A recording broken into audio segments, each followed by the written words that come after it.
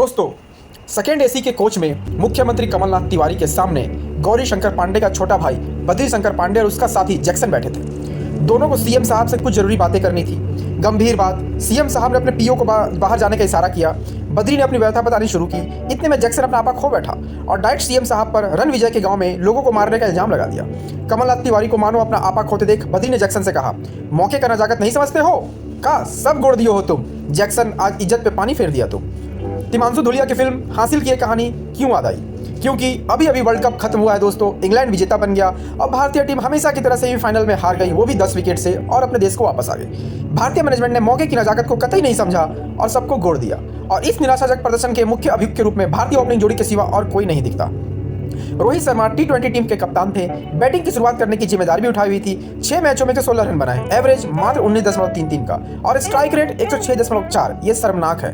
सनद रहे दोस्तों कि रोहित शर्मा खालिस बल्लेबाज हैं और ऐसा नहीं है कि सिर्फ बीते T20 वर्ल्ड कप के आंकड़ों के आधार पर बनाकर बात की जा रही है। बीते 12 महीने में रोहित शर्मा ने 32 बार अंतरराष्ट्रीय T20 मैच में बल्लेबाजी की, जिसमें उन्होंने 27.16 की एवरेज और 137 के स्ट्राइक रेट से 815 रन बनाए हैं। और विश्व कप विजेता टीम इंग्लैंड के कप्तान और ओपनिंग बल्लेबाज जॉस बटलर ने इसी समय में 15 बार बल्लेबाजी की। उन्होंने 35.5 दिन के औसत से 160.4 के स्ट्राइक रेट के साथ 462 रन बनाए। दोस्तों, रोहित और बटलर की पेस और बाउंस के बारे में तुलना कर लेते हैं, जिसके लिए नमूने के तौर पर पाकिस्तान और साउथ अफ्रीका को लिया गया है। बीते 12 महीने में रोहित शर्मा ने पाकिस्तान के खिलाफ 107 के स्ट्राइक रेट से रन बनाए दोस्तों, जबकि इसी बॉलिंग अटैक के सामने बटलर का स्ट्राइक रेट मात्र 153 का रहा है। वहीं साउथ अफ्रीका के खिलाफ बटलर ने 210 के स्ट्राइक रेट से रन बनाए दोस्तों, जबकि रोहित शर्मा का स्ट्राइक रेट मात्र 106 पर अटका हुआ है।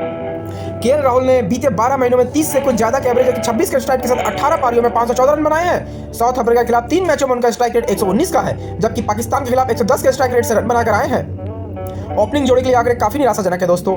अपने एवरेज स्कोर पे रोहित और राहुल क्रमशः 20 और 24 गेंद खेल रहे हैं, जबकि डेविड वार्नर के बीते एक साल में रिकॉर्ड को देखें तो मालूम पड़ता है कि वो अपने औसत स्कोर 34 रन के लिए मात्र 23 गेंद खेल रहे हैं, जबकि बटलर अपने औसत स्कोर 35 के लिए मात्र 22 गेंद खेल रहे हैं। मजे की बात यह है दोस्तों कि केएल राहुल ने 18 पारियों में 7 बार 50 का स्कोर पार किया है, जो इन 4 खिलाड़ियों में सबसे ज्यादा है। लेकिन इसके साथ ही 9 ऐसी पारियां भी है दोस्तों जहां उन्होंने 10 या उससे भी कम रन बनाए हैं। यानी वो बड़े स्कोर तो बना रहे हैं, लेकिन छोटे स्कोर बनाने में भी कोई कसर नहीं छोड़ रहे हैं। T20 बल्लेबाजी ऐसी है दोस्तों जहां 20-25 रनों के स्कोर पर यह एक्सपेक्ट किया जाता है कि 180 के ज्यादा स्ट्राइक रेट से आप रन बना रहे हो, वो भी तब जब आपको पावर प्ले के पूरे 6 ओवर खेलने को मिले।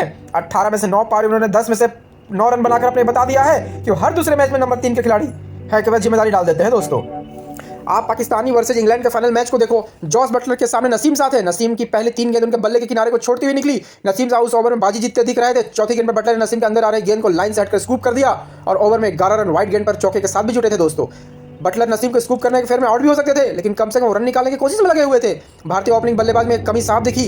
रोहित और राहुल दोनों ही लगातार कई गेंदों को यूं ही निकल जाने दे रहे थे, जिससे न केवल गेंदबाज उन पर हावी होते रहे, बल्कि आने वाले बल्लेबाज भी रन की गति भरपाई करने का दबाव आता रहा। डॉट बॉल्स, उनके भी सिंगल्स के चलते आने वाले बल्लेबाजों पर कैसे दबाव आता है, बीता वर्ल्ड कप इसका एक बेहतरीन उदाहरण है। हर गेंद पर रन निकालना भी T20 क्रिकेट की जरूरत है। रन बनाने के क्रम में आप आउट होते हैं जो क्षम्य है, लेकिन डॉट गेंदों का दबाव सिर्फ आपके ही नहीं बल्कि आने वाले बल्लेबाजों पर भी दबाव बनाता है और उनके विकेट का सबब बन जाता है दोस्तों। भारतीय मैनेजमेंट के सामने पृथ्वी शॉ, ईशान किशन, संजू सैमसन जैसे नामों का ऑप्शन था, लेकिन अनुभव के फेर में टीम राहुल और रोहित के पकड़े चली, जहां ऐसे नतीजे देखने को मिली। ओपनिंग करते हुए फील्डिंग के पाबंदियों का फायदा उठाने की हर संभव कोशिश की जानी चाहिए। इसके लिए नाम सबसे मुफीद मालूम देते हैं, मगर इन्हें तो अंतिम 11 में छोड़िए, ऑस्ट्रेलिया ले जाई गई टीम में ही जगह नहीं मिली। ओपनिंग के बाद 2 एंकर खिलाड़ियों की जरूरत होती है। हमारे पास विराट कोहली और सूर्य कुमार यादव में सबसे सॉलिड लोग मजबूत थे। उन्होंने अपना काम बखूबी भी किया और इस तरह से ओपनिंग जोड़ी की जिम्मेदार ठहराना एकदम ठीक मालूम लगने लगता है दोस्तों। अगर रोहित शर्मा और केएल राहुल को पारी संभालने का काम करना है तो ओपनिंग स्लॉट में क्या कर रहे हैं? यदि ओपनिंग करने के लिए जाते हैं तो पारी को आधार देने का काम क्यों करने लगते हैं? फिलहाल इनिंग से एंकर को करने वाले 3 लोग दिखते हैं, केएल राहुल, रोहित शर्मा, विराट कोहली, और इन लोगों को एक ही स्पॉट मिल सकता है क्योंकि 4 नंबर पर सूर्य कुमार यादव जम चुके हैं और निर्विवाद रूप से टीम के सबसे अच्छे T20 बल्लेबाज है। दोस्तों, एक गिला और है।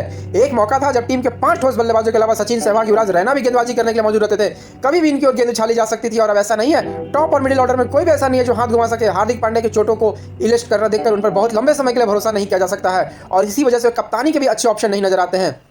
टीम इंडिया को किसी भी हाल में ग्लेन मैक्सवेल या लिविंगस्टन जैसा बल्लेबाज चाहिए जो बल्ले से भूत बनाने के साथ सन्नाटे में 3-4 ओवर निकालकर चला जाए। ऑस्ट्रेलिया इस विश्व कप में ऐसी टीम के साथ खेल रहा था जिसमें 11 में 7 जॉन बॉलिंग कर सकते थे और पूरे 4 ओवर फेंकने मामलों में थे। इस तरह की टीम से कप्तान को एक सहूलियत ये मिलती है कि एक के पिटने पर दूसरे के पास जा सकता है और ये भी वो एक गेंदबाज में जल्दी बदलाव कर सकता है जिससे बल्लेबाज को लगातार वेरिएशन मिलती रहे। दोस्तों, ये क्रिकेट वर्ल्ड कप का पोस्टमार्टम था। इसी तरह की जानकारी के लिए हमारे चैनल को सब्सक्राइब करें।